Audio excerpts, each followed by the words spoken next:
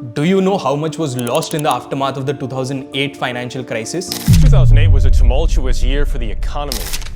$17 trillion in household wealth.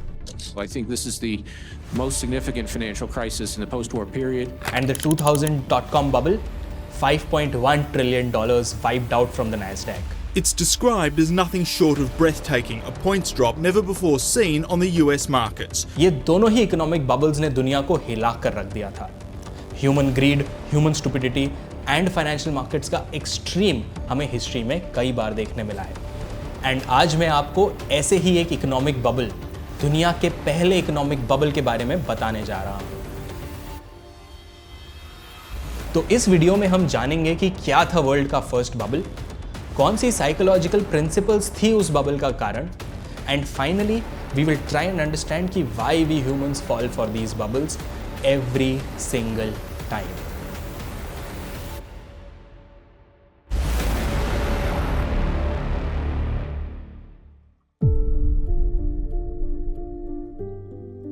Our financial history is full of such instances where something new captured our collective imagination and blinded us to its pitfalls.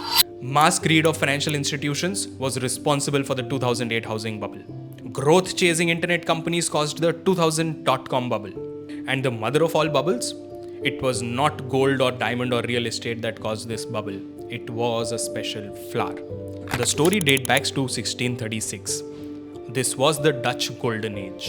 Netherlands के लोगों का trade, art and science flourish कर रहा था, and they had one of the highest per capita income in the world. As the economy prospered, the aspirations of the people grew, and with these growing aspirations grew the desire to possess rare commodities. In the 16th century, the Turkish brought beautiful tulips to Europe. Citizens of the Netherlands were mesmerized by its beauty. ऐसी नायाब चीज उन्होंने कभी देखी ही नहीं थी. Tulips were rare, and the rich began drooling over them. Soon tulips became a luxury product. Their possession became a status symbol.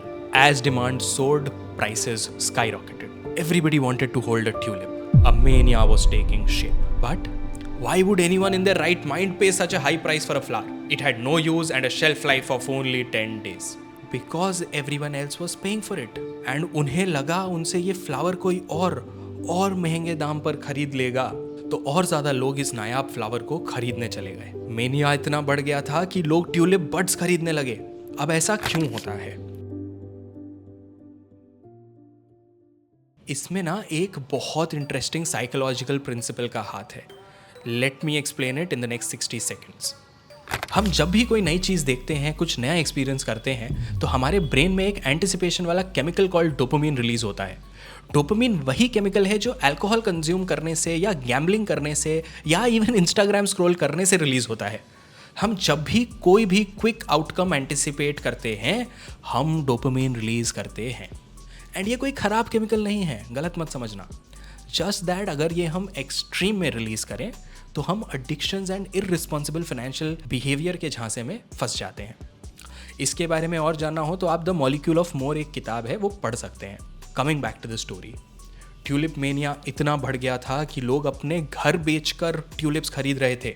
एक variety of tulip called the Semper Augustus was believed to be the most valuable and expensive tulip. इसके दाम पर एक पूरी fashionable mansion आ जाती. But alas, illusions have a peculiarity of waning away with time. The bubonic plague hit some European cities, and the tulip traders could no longer find buyers to buy their highly inflated buds. Also, with soaring demand, the supply started catching up. The rare commodity was not rare anymore. With more production and reduced demand, क्या होता है? Economics वाले student जल्दी से बताओ. Prices plummeted dramatically, bursting the first speculative bubble of the world. Look at this very interesting image. It depicts the rise and fall of tulip prices, the rise and fall of the collective illusion nurtured by the people. Well, the flowers were flowers again, and the mania was gone. The tulip fever officially ended in 1637. Bankruptcies were filed, market sentiments nosedived, and a shockwave drowned the economy. The tulip mania is a fascinating historical incident, a mixture of facts, figures, and sensationalism. It remains a poster child for bubbles. And यही हमें 2008 में देखने मिला, जब लोग mortgage पर Holmes by कर रहे थे, just in the hope that someone else would buy it at a higher price from them. Banks भी ग्रीडी होकर रिस्की लोन्स अंडरराइट कर रहे थे एंड उनको सेफ लोन की तरह पैकेज करके आगे बेच रहे थे। 2000 का .com बबल भी सिमिलर था। रीसेंट एग्जांपल ही ले लो क्रिप्टोज का।